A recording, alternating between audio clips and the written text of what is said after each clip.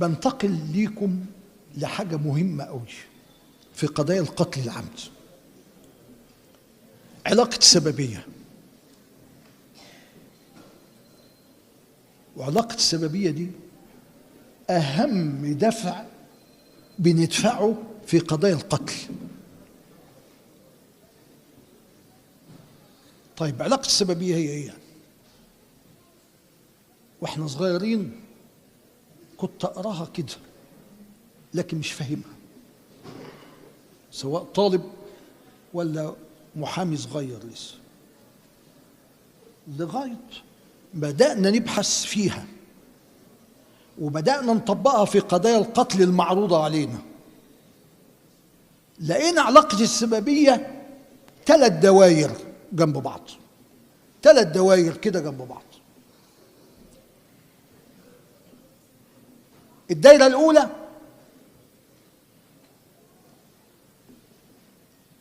جريمة القتل،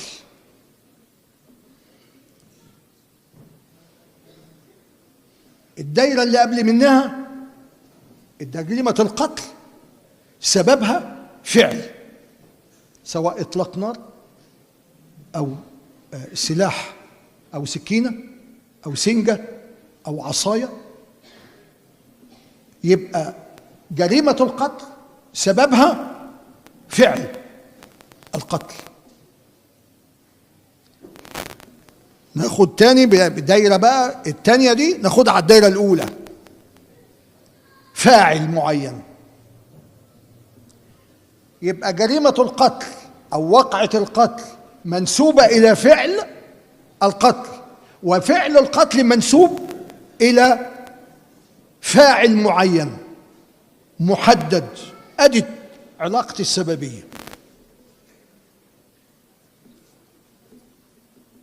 حضراتكم لو احنا عملنا ال3 دواير دول، بس لازم نشبكهم ببعض بخط كده، لازم ال3 دواير دول يبقوا مربوطين ببعض. إذا توفرت علاقة السببية بين فعل الفاعل ده هو اللي أطلق النار وأحدث الوفاة، مفيش مشكلة، خلاص. شوف حاجة غير علاقة السببية بقى. يبقى إذا كان تقرأ ملف القضية لقيت إن الجريمة إن فلان الفلاني الجاني جه بالعصاية قعد يضرب على دماغ المجني عليه لغاية ما أصبح جثة هامدة، مفيش مشكلة، خلاص.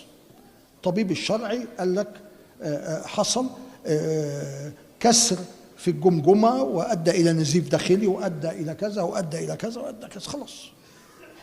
انسى بقى الدفع ده بقى خلاص. لكن يدق الأمر إذا الفاعل بتاع الدايرة الأخرانية دي أو الدايرة الأولى دي أطلق عيار ناري، فعل أطلق عيار ناري على المجني عليه فما ماتش بسرعة. وديت كانت قضية معروضة عليا في محكمة جنايات أسيوط. واحد بيهزق مرات واحد أو ضربها أو كده وراح موقعها على الأرض، فقالت له أنا هجيب لك جوزي. راحت متصلة بجوزها وهي بتعيط، قالت له حصل كذا كذا كذا عند محل الستاير اللي كان بيعمل لي الستاير. فالتاني جه وجاي، طبعا عندهم السلاح متوفر هناك في الصعيد، راح نازل وقال لها، قالت له هو ده، راح ضارب 3 طلقات في الراجل، وقع على الارض وجري، اتقبض عليه. وحضراتكم وكلت في هذه القضية، وراح الراجل المستشفى لانه ما ماتش بسرعه. يبقى ادي في جاني فاعل واطلق عيار ناريه، ادي فعل. النتيجه بقى ايه؟ ما ماتش، اتاخر الموت شويه وراح المستشفى. الناس الكبار تفتكر حريق مستشفى اسيوط الجامعي اتحرقت، ماس كهربائي بتاع، المهم اتحرقت، فمات حوالي 13 واحد منهم المجني عليه.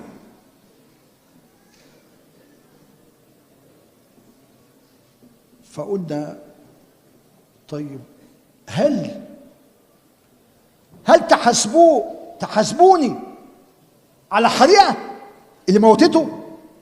لا، ما تحاسبونيش، انا اللي متحقق في حقي، الثابت في حقي ان انا اطلقت عيار ناري 3 مرات.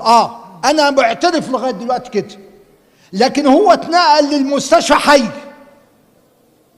يبقى الحق او القدر المتيقن في حقي والثابت في حقي هو شروع في قتل بس، لكن انا لا اتحمل كل الحاجات اللي حصلت. ولذلك انا بدفع بانقضاء او بانقطاع علاقه السببيه بين فعل المتهم وبين وفاه المجني عليه. يبقى الدفع اللي انا بدفعه هنا ان بدفع بانقطاع رابطه السببيه اللي هي 3 دوائر بين فعل الجاني وبين وفاه المجني عليه، لانه قد تداخلت عوامل شاذه وقوه قهره وعوامل غريبه ادت لانقطاع. لاني انا الدايرتين الاولانيين انا بس المسؤول عنهم، فاعل ايوه وفعل ايوه، انا اطلقت عيار نار، لكن اقطع بعد كده. انا اللي حصل بعد كده لما راح واتحرقت المستشفى ومات 13 واحد منهم الراجل بتاعي، طب انا اسال على الحريقه؟ لا، انا ما اسالش على، ما ممكن كان خف. لو ما حصلش هنا، مش كان احتمال اني لو ما حصلش حريقه في المستشفى كان الراجل ده نجي وتخف وتعالج وكده؟ طيب ما احتمال كده، والدليل اذا تطرق اليه الاحتمال سقط به الاستدلال وتاكد الاصل العام في المتهم وهو البراءه. ادي حضرتك احنا بنتكلم بنفس الاسلوب ده قدام المحكمه. ليه؟ انت انا بترافع، لكن انت ما تتهمنيش باكتر مش ثابت في حقي. انا ثابت في حقي واحده بس، انا جاني وانا قلت انا اطلقت النار عشان اهان مراتي وقعها على الارض. الامر الثاني انا اطلقت عيار ناري، ايوه انا ما قلتش حاجه، لكن اتاخد على المستشفى كان لسه حي.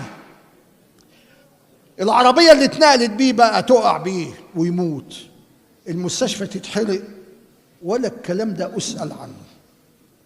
والقضاء المصري اخذ بهذا الامر بانقطاع علاقه السببيه اذا تداخلت عوامل اخرى غير فعل الجاني.